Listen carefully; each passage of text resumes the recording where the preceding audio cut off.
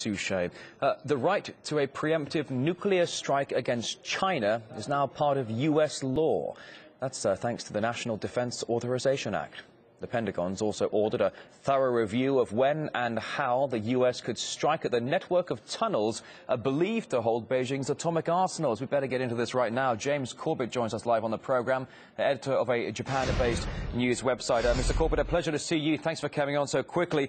The U.S. government is operating on the assumption that there are 3,000 miles worth of tunnels crisscrossing China, allegedly containing 3,000 nuclear warheads. Do you believe it? Well, I'm not even sure that the U.S. government really believes it. This is really on the back of a study that was commissioned out of Georgetown University last year, or 2 years ago now, that found that in this network of tunnels that we do know exist, and we can see from satellite telemetry, we do know that these tunnels exist, and it's just sheer speculation about what exists within them at this point. U.S. intelligence estimates puts the Chinese nuclear arsenal something like 300. But this study out of Georgetown in 2011 estimated that it could house as many as 3,000 nuclear warheads. So basically, as part of the NDAA 2013, they're basically saying that now their Stratcom is going to have to commission a report to identify the potential problems involved in this and whether or not they'll be able to actually confront this with conventional or even nuclear forces in the event that they actually need to take out China's. They're certainly assessing how big are these tunnels, how many warheads are in this tunnel. Previous reports had said 300, not 3,000. Now, we've got most of America's ballistic submarine fleet operating in the Pacific. We've also got more U.S. ships moving in that area. The Pentagon all the while promising to contain China and now planning for what they say a possible nuclear strike. Well, that's not exactly going to help already strained relations, is it? It really isn't. I don't think that we have to look at this report in the context of they're going to move in with a nuclear strike right at this point, but I think it has to be seen as a wider part of U.S. nuclear policy that's been stretching out for decades now, trying to come up with ways to justify the existence of some of the U.S.'s existing nuclear arsenal and looking for ways to create new weapons. So, for example, we have the B-61-11 nuclear bunker busters with a 400 kiloton yield that they've been harboring and talking about for the better part of a decade now in relation to Iran and trying to bust through into Iran's underground nuclear facilities or alleged nuclear facilities.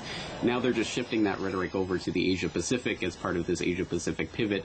I think to a certain extent this is just to justify the existence of the U.S. arsenal and to make sure that things like the New START, the Strategic Arms Reduction Treaty, basically gets scuttled before it really gets off the ground. And there's a lot in this new NDAA that really seeks to undermine the president's ability, should he ever want to actually reduce the nuclear stockpile.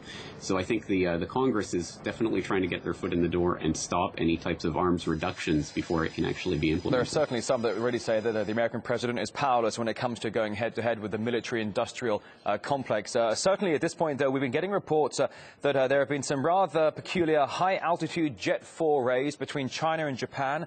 Some Japanese jets tailing Chinese jets, basically playing some high-altitude games of cat and mouse, possibly reigniting another territorial dispute. They've been having disputes for quite some time now, certainly over some particular islands. Is it possible that those two could get involved in something slightly more intense?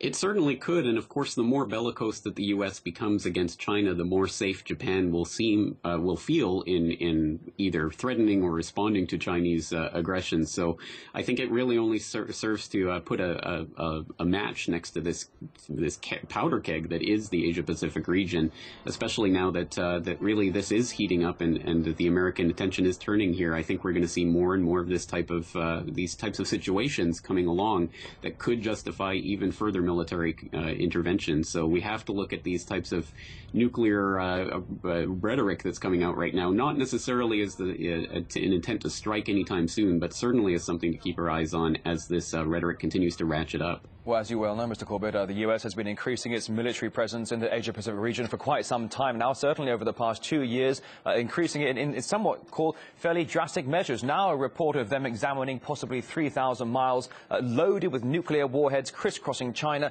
I'm sure certainly at the very least conspiracy theorists are going to have a field day with this. James Corbett, of the editor of a Japan-based news website, The Corbett Report, thank you for coming on today. You're welcome.